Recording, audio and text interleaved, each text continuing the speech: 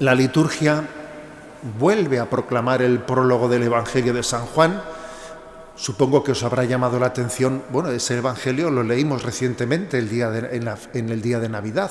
Sí, así es. Y obviamente si se repite esa misma lectura es porque en ella se concentra la revelación de Dios de una manera muy especial. Este prólogo del Evangelio de San Juan narra el acontecimiento central de la historia. El Verbo se hizo carne y acampó entre nosotros. Y luego está seguido de la descripción de las consecuencias dramáticas y gloriosas que acontecen en torno a esa encarnación, a esa llegada de Dios al mundo. Me refiero a lo que dice en el versículo 5 y 11. Y la luz brilla en la tiniebla, y la tiniebla no la recibió. Vino a su casa, y los suyos no lo recibieron. Tremendos estos versículos, porque el rechazo de Dios es lo más grave que puede hacer el hombre, que la criatura rechace al Creador, el que va a ser redimido, a su Redentor. Vino a su casa y los suyos no lo recibieron. Y no solo no lo recibieron, sino que cuando al hombre le molesta la luz, cuando el hombre se habitúa a vivir en tinieblas, le llega a molestar la luz. Se revuelve contra ella.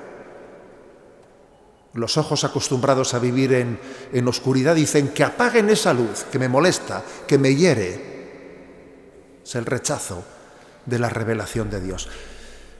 Pero fijémonos, el siguiente versículo dice: pero a cuantos lo recibieron, les dio poder de ser hijos de Dios, a los que creen en su nombre.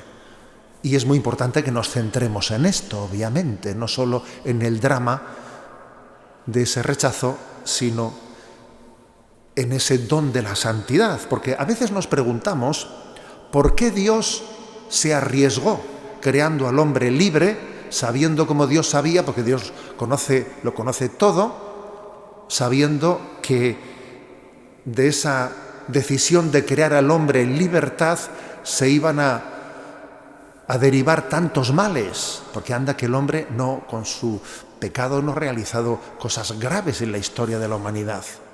¿Por qué Dios se decidió a crearnos corriendo ese riesgo?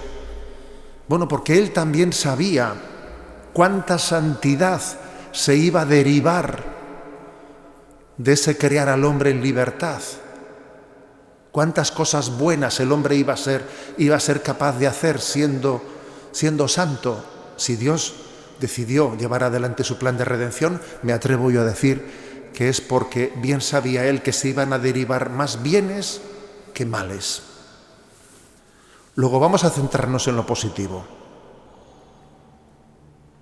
Y centrarnos en lo positivo es decir que la liturgia de hoy nos hace un llamamiento a la santidad. Y la segunda lectura que hemos escuchado de la carta de San Pablo a los Efesios hace una proclamación impresionante en la que se nos dice en escasos 2-3 versículos para qué hemos venido al mundo. Y dice: bendito sea Dios, que nos ha bendecido en Cristo. Él nos eligió en Cristo antes de la fundación del mundo para que fuésemos santos e irreprochables ante Él por el amor. Él nos ha destinado en Cristo a ser sus hijos, o sea que desde toda la eternidad Dios pensó en nosotros para hacernos a imagen de su Hijo Jesucristo, para reproducir la imagen de Jesucristo en nosotros. Hemos sido creados para ser santos. Es la razón de ser de nuestra vida, es la meta de nuestra vida, reproducir la imagen de Jesucristo. Por eso tiene tanta fuerza ese versículo, que después de haber dicho que vino a su casa y los suyos no le recibieron, luego añade: pero a los que lo recibieron, les dio el poder de ser hijos de Dios. O sea, les dio la capacidad de ser santos, de reproducir la imagen de Jesús en nuestra vida. Luego, conclusión de la Navidad: a tomarnos en serio la llamada a la santidad, así dicho en pocas palabras. Es tan importante entender cuál es el fin para el que hemos sido creados, la razón de ser. 4 breves reflexiones a este respecto. ¿Se puede ser santo? A ver, ¿esto es posible? ¿Nos apuntar un poquito de una manera, pues, inalcanzable? En primer lugar, ciertamente solo Dios es santo. Eso es verdad. Pero la santidad de Dios es difusiva. Es difusiva. Dios, allá por donde va, todo lo que toca, como se dice popularmente, lo santifica. Dios es santo y lo difunde. Y nosotros vamos a tocar a Dios. Dios nos ha tocado a nosotros. Ahora vamos a comulgar. ¿Dios no nos va a santificar acaso? Dios es santo, solo Dios es santo, es verdad. Pero la santidad es difusiva. Luego dejémosle a Dios que nos contagie en su santidad. En segundo lugar, en nosotros convive algo que no tiene fácil convivencia, que es nuestra condición pecadora con nuestra condición de santidad. ¿Cómo se combina eso?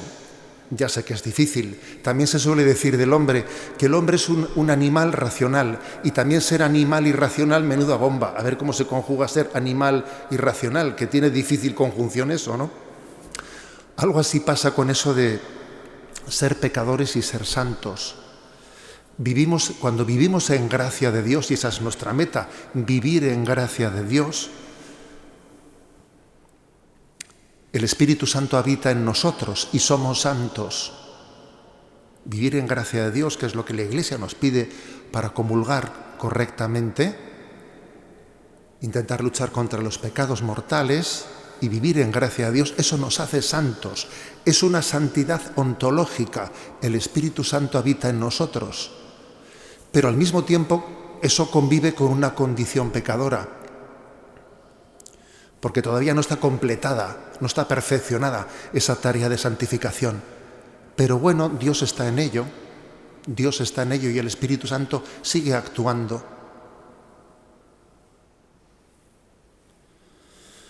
En tercer lugar, que me parece que esto es muy importante, me parece que para apuntar bien en este camino a la santidad, tenemos que convencernos de algo que es clave, que es que nuestro deseo de felicidad, que lo tenemos todos, que anida, es innato a todo ser humano, ese deseo de felicidad latente en nosotros, coincide al milímetro con la llamada de Dios a la santidad. O sea que ser feliz y ser santo no son dos cosas, es una sola. Si nos convenciésemos de eso, nos cambiaría la perspectiva de la vida. Si nos convenciésemos de que la única manera de ser feliz es ser santo, o que solo los santos son felices, entonces diríamos, fíjate, yo que equivocadamente he buscado la felicidad. Buscaba tubos de escape, pues porque como no soy santo, pues intento compensar esa falta de felicidad en no sé dónde y en no sé qué. Pero la felicidad y la santidad es lo mismo. ¿Quieres ser feliz? Pues es santo. Y en consecuencia, el último que tenemos que decir en el día de hoy, que el mayor enemigo contra el que tenemos que luchar es pues el no tener esperanza en la santidad, no esperarlo, decir, bueno, eso es para, no sé para quién, pero yo ya he llegado tarde a coger ese tren, a mí ese tren se me ha escapado. ¿Así? ¿Tú crees eso? ¿Tú crees que Dios se ha equivocado contigo? ¿Tú crees que eso que dice ahí San Pablo a los Efesios, de que te ha elegido en Cristo antes de la creación del mundo para que seas santo, eso crees que no va por ti? ¿Que la palabra de Dios no está dirigida a José Ignacio, a José Luis? Pues claro que sí. Lo ha dicho por ti y por mí. Nuestro mayor enemigo es no esperarlo, no amarlo, lo cual conlleva que nos conformemos con la mediocridad, que hagamos un pacto de tibieza, y eso es renunciar a la felicidad. Por lo tanto, queridos hermanos, hemos escuchado el prólogo del Evangelio de San Juan y nos conmovemos. Eso que han dicho va por mí, sí, va por mí y por ti. Lo acogemos, nos supera, pero Dios nos lo da para que no tengamos miedo alguno, de manos de María, de mano de José, que fueron los primeros en acoger ese gran anuncio.